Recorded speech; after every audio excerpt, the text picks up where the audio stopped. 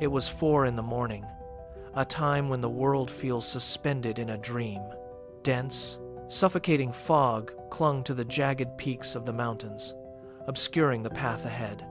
Arjun took a deep breath, the air tasting of damp earth and coming frost.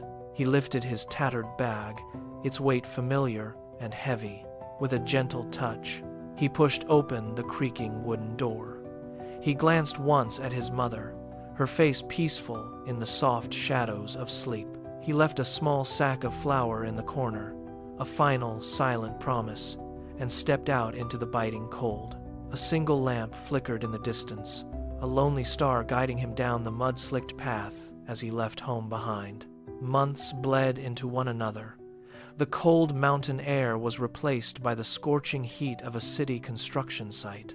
Arjun bent his back, his muscles screaming under the crushing weight of iron rods. The sun was a relentless predator, burning his skin until it peeled, while deep welts from heavy cables began to scar his young shoulders. By night, the luxury of a bed was a memory. He sat in a cramped, sweltering labor camp, chewing on dry bread washed down with lukewarm water.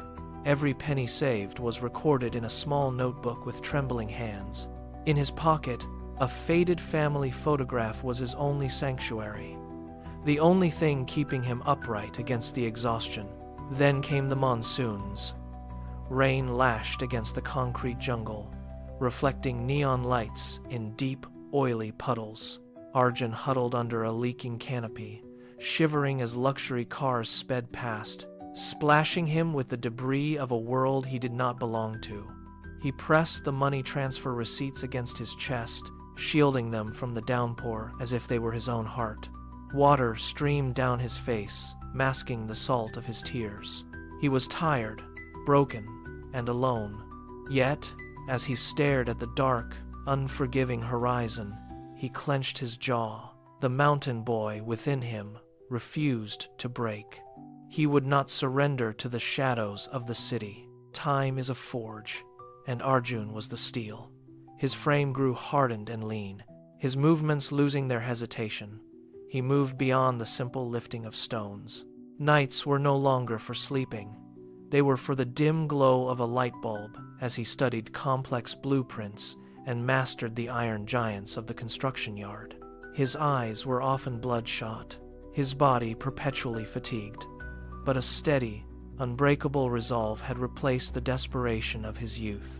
He learned the language of machines and the logic of architecture.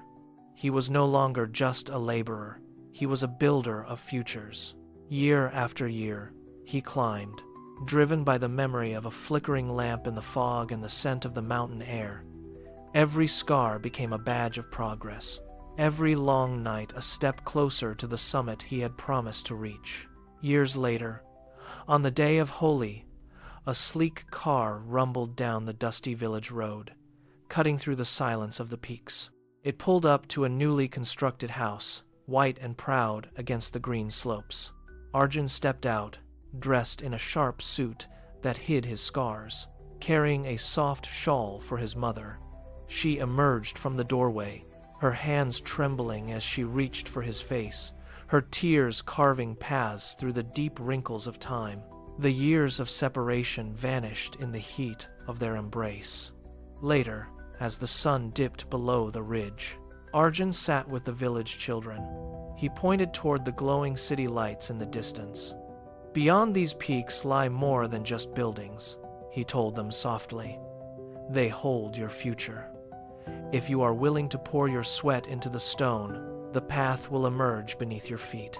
The mountains, once barriers, now stood as monuments to his journey.